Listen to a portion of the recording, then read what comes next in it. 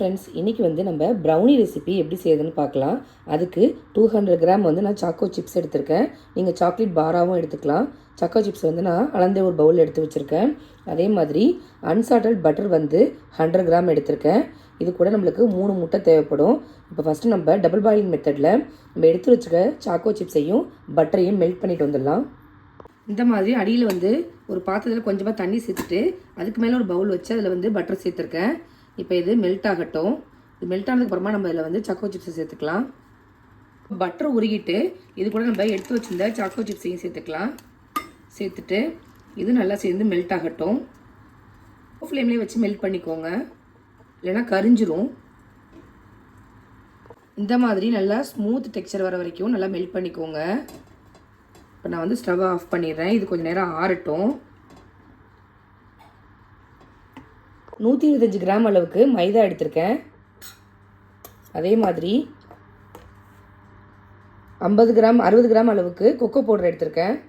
3 முட்டையை உடச்சி ஒரு பவுலில் சேர்த்துக்கலாம். இப்போ இதை நல்லா பீட் பண்ணிக்கோங்க.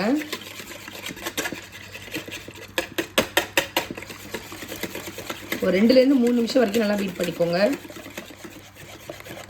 இந்த மாதிரி மேலே பபிள்ஸ் வர அளவுக்கு பீட் பண்ணதுக்கப்புறமா இதில் நம்ம சுகர் சேர்த்துக்கலாம். இதில் நம்ம 1 கப் அளவு சுகர் சேர்க்கணும். இதுக்கு வந்து நான் 1/2 கப் அளவு ஒயிட் சுகரும் அதே 1/2 கப் அளவுக்கு ப்ரௌன் சுகரும் சேர்த்துக்கிறேன். ஒயிட் சுகர் பாதி, ப்ரௌன் சுகர் பாதி சேர்த்துருக்கேன்.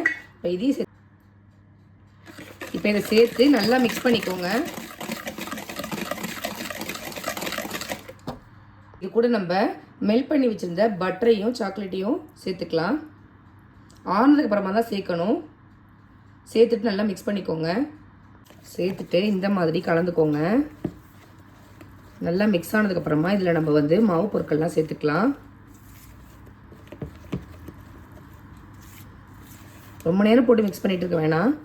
ஒன்றா மிக்ஸ் ஆனதுக்கப்புறமா நம்ம மாவு பொருட்கள்லாம் சேர்க்க ஆரம்பிச்சிடலாம். எடுத்து வச்சுருந்த மாவு பொருட்களை சளிச்சு சேர்த்துக்கோங்க. இது கூட கொஞ்சமாக நான் வந்து ஒரு பிஞ்ச் அளவுக்கு சால்ட்டும் சேர்த்துருக்கேன். இப்போ இதை நல்லா நம்ம சளிச்சிட்டு உள்ளே சேர்த்துடலாம். நான் கொக்கோ பவுட்ரு மைதா மாவு ரெண்டையும் சேர்த்து கலந்து எடுத்து வச்சிட்டேன். இந்த மாதிரி எல்லாத்தையும் சளிச்சிட்டு மிக்ஸ் பண்ணிக்கோங்க. ஃபுல் மெத்தடில் மிக்ஸ் பண்ணிக்கோங்க. ரொம்ப நேரம் போட்டு மிக்ஸ் பண்ணக்கூடாது. பேட்டர் வந்து இந்த மாதிரி இருக்கணும். இதுதான் கரெக்டான கன்சிஸ்டன்சி. இப்போ இது கடைசியாக அதில் கொஞ்சமாக நம்ம வெண்ணிலா எக்ஸன்ஸ் சேர்த்துக்கலாம். முட்டையோட ஸ்மெல் வராமல் இருக்கிறதுக்காக சேர்த்துக்கலாம். சின்ன முடியில் கொஞ்சமாக வந்து வெண்ணிலா எசன்ஸ் சேர்த்துருக்கேன். இப்போ இதையும் சேர்த்து நல்லா மிக்ஸ் பண்ணிக்கோங்க. அவ்வளோதான், பேட்டர் வந்து சூப்பராக ரெடியாக இருக்குது. நான் இன்றைக்கி 7 இன்ச்சு பேன் தான் எடுத்திருக்கேன். இதில் வந்து பட்டர் பேப்பர் வச்சு கொஞ்சமாக ஆயில் ஸ்ப்ரெட் பண்ணி வச்சுருக்கேன். இப்போ நம்ம வந்து பேக்கிங் ட்ரேக்கு மாற்றிக்கலாம். இதை பேக்கிங் ட்ரேக்கு நான் மாற்றிக்கிறேன்.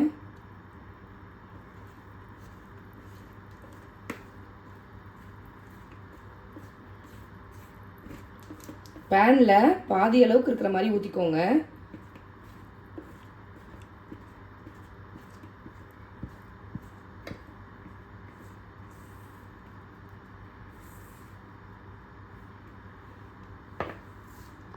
இதை நல்லா டேப் பண்ணிக்கோங்க. ஏர் பபிள்ஸ்லாம் வந்து வெளில போயிடும். இது மேலே வந்து இன்னும் கொஞ்சம் சாக்கோ சிப்ஸ் சேர்த்துக்கிறேன். இது ஆப்ஷனல் தான். உங்களுக்கு வேணாம்னா நீங்கள் ஸ்கிப் பண்ணிக்கலாம். அப்படி இல்லை நீங்கள் நட்ஸ் கூட சேர்த்துக்கலாம். அது உங்கள் விருப்பம் தான். மேலே வந்து நல்லா ஃபஜ்ஜியாக சாப்பிட ரொம்பவே டேஸ்ட். அவனை வந்து ஆல்ரெடி நான் ப்ரீஹீட் பண்ணி வச்சுருக்கேன். 180 டிகிரி செல்சியஸில் 10 நிமிஷம் ப்ரீஹீட் பண்ணி வச்சுருக்கேன். இப்போ இதை உள்ளே சேர்த்துட்டு 25லேருந்து 30 நிமிஷம் வந்து நம்ம பேக் பண்ணி எடுத்துக்கலாம். 25 நிமிஷம் வந்து டைமர் வச்சுட்டு அவனுக்குள்ளே சேர்த்துருக்கேன். இப்போ அது 25 நிமிஷம் கழிச்சு நம்ம பார்க்கலாம். பாருங்கள் மேலே எவ்வளோ சூப்பராக ரெடியாக இருக்குது அப்படின்னு. நான் கரெக்டாக எனக்கு 30 நிமிஷம் ஆகிடுச்சு.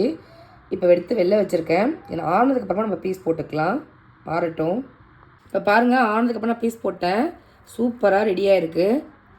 நீங்களும் இதே மாதிரி உங்கள் வீட்டில் செஞ்சு பாருங்கள். எப்படி இருக்குது அப்படிங்கிறத கமெண்ட் பண்ணுங்கள். நான் போகிற ரெசிபீஸ்லாம் உங்களுக்கு பிடிச்சிருந்தா நம்ம சேனலை லைக், ஷேர் அண்டு சப்ஸ்கிரைப் பண்ண மறக்காதீங்க.